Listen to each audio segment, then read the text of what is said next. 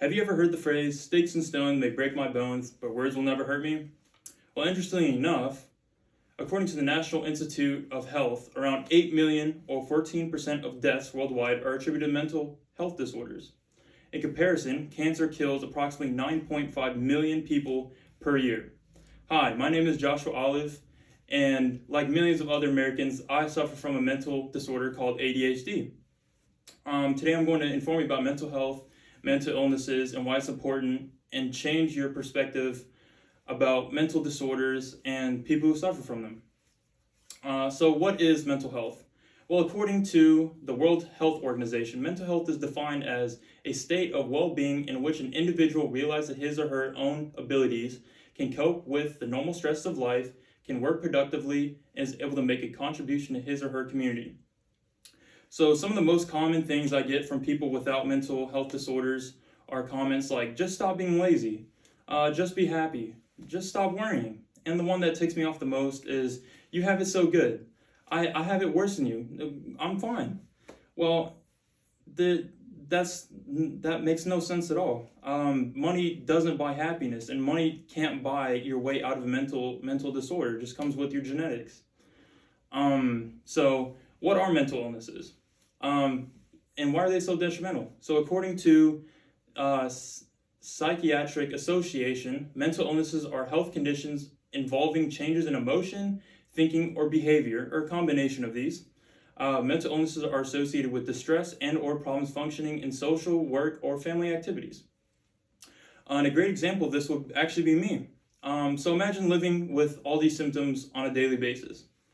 Imagine being very irritable all the time, being easily flustered and stressed out, always having an explosive temper, having low self-esteem, constant feeling of underachievement and insecurity.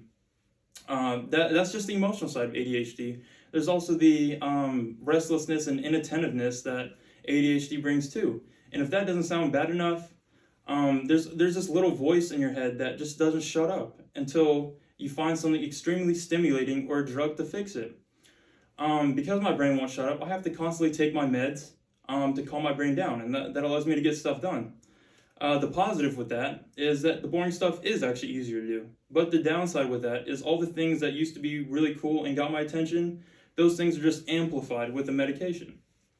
When you constantly fight against your brain to get stuff done, it makes you very irritable, short-tempered, because you're just using all willpower to try and focus in on one thing, and it just doesn't lead to anything good. When people don't get the medication they need, or if the dosage is wrong, people tend to self-medicate, which might lead to addiction. The Foundation Recovery Network posted a shocking statistic when it quoted a National Bureau of Economic Research report stating, people who have been diagnosed with a mental health disorder at some point in their life are responsible for the consumption of 69% of alcohol, 84% of cocaine, and 68% of cigarettes. Now that's a lot. Just as shockingly, a CDC story that reported 81,000 drug overdoses occurred in the United States alone, which is actually the highest it's been, highest ever recorded in a 12-month period. As more people are developing mental disorders, the number of people diagnosed with substance abuse disorders are also increasing because people are trying to self-medicate. So what has the government done to help people with mental health issues? Sadly, not much. For almost 200 years, people were just looked down upon, and like they were treated like trash. Up until the 1950s, people were thrown into mental institutions, and not to mention the patients were treated really badly. The living conditions were awful, and they were kind of just isolated. It was just like a whole bad situation that just made the mental illnesses worse. So that's actually funny though, because one of the greatest scientists of all time had bipolar disorder, autism, and schizophrenia, and that would be Sir Isaac Newton. And he suffered from bipolar disorder, which characterized by his huge ups and downs. He had hard time connecting with people, which could have put him on the autism spectrum scale. And he had tendencies to write letters with mad delusions, which medical historians believe to be schizophrenic. With all these disorders, he he was still able to invent calculus, explain gravity, and he had a bunch of other great scientific achievements. So that shows you that people with mental health disorders aren't just people thrown away. They aren't useless. They just need a little bit more help than other people. In the 1960s, they started to move away from institutionalizing people and started developing antipsychotics. However, there's so much more that they can do these days. In the past couple months, we saw how quickly and how hard the government worked to get these COVID-19 vaccines out. And it's funny because the death rate for COVID-19 has been 2.5 million people worldwide. And everyone's going crazy. But for some, it doesn't make sense because 8 million people die from mental disorders, and it's kind of just pushed aside. So surprisingly, an effective medicine that has been banned for a while now is marijuana. For thousands of years, people used marijuana to make clothing, paper, sails, rope, and the seeds were also used as food. Weed also had spiritual purposes, and they also treated symptoms such as pain, nausea, anxiety, and much more. It's just a miracle drug.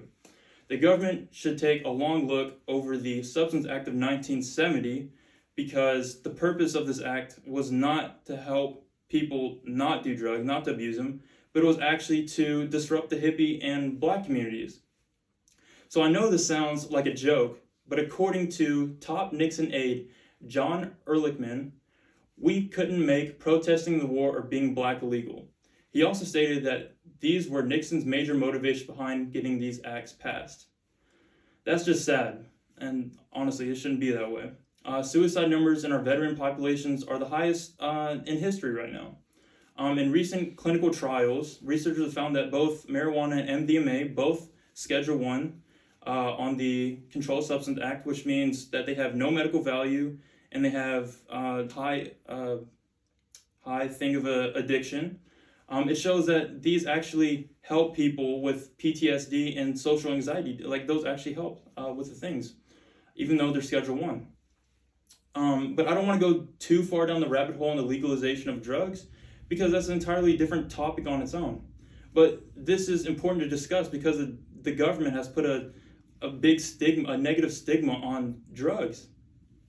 Personally, I do not condone the abuse of drugs, but I do think all drugs should be decriminalized and treated equally. Because of these stigmas, people view abusing legal drugs as a mental disorder and abusing illegal drugs as being a criminal. And that honestly frustrates me because at the end of the day, a drug is a drug and addiction is addiction. It doesn't matter what drug someone uses, they all have substance abuse disorder and every single one of them has a rewired brain because of it. So why do people see pot smokers as dangerous criminals even though all they do is chill and listen to music, and people who abuse alcohol beat their families and they're seen as normal? It just makes no sense.